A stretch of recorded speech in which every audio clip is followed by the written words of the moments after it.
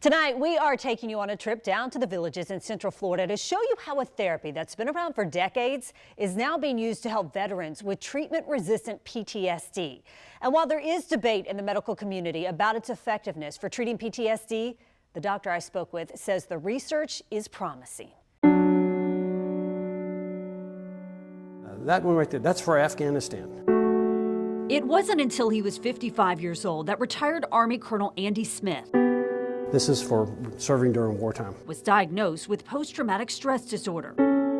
PTSD is cumulative. While he says it wasn't debilitating for him, there were nightmares he couldn't stop. Terrible dreams of incidents that happened in the past that just won't go away.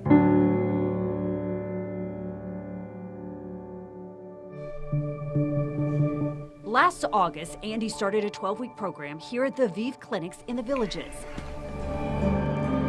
2 hours a day, 5 days a week, he sat inside this hyperbaric oxygen chamber that looks like an airplane cabin. Hyperbaric oxygen therapy basically uses 100% oxygen in a pressurized environment to get a significant higher concentration of oxygen to the cells that need it. Dr. Mohammed El-Amir, a board-certified internal medicine physician, says the treatment also includes cognitive training and a physical and dietary plan. While Andy was doing the HBOT therapy, he played games on a tablet to help stimulate parts of his brain. PTSD is not just a psychological disease. There are changes in the brain as a result of the trauma of war, for example, even in the absence of a physical trauma to the head. Hyperbaric oxygen therapy has traditionally been used for things like helping wounds heal and treating decompression sickness from scuba diving. But a clinical trial led by Aviv's head researcher found remarkable improvements in the brains of veterans with treatment-resistant PTSD. The results of the study were published in February.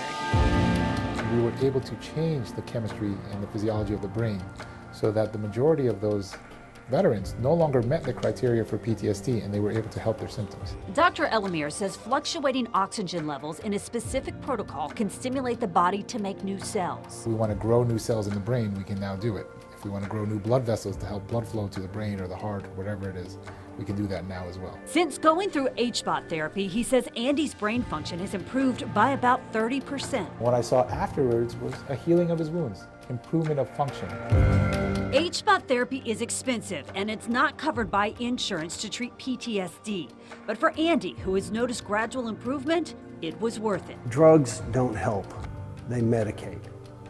Alcohol just dulls PTSD. This helps PTSD.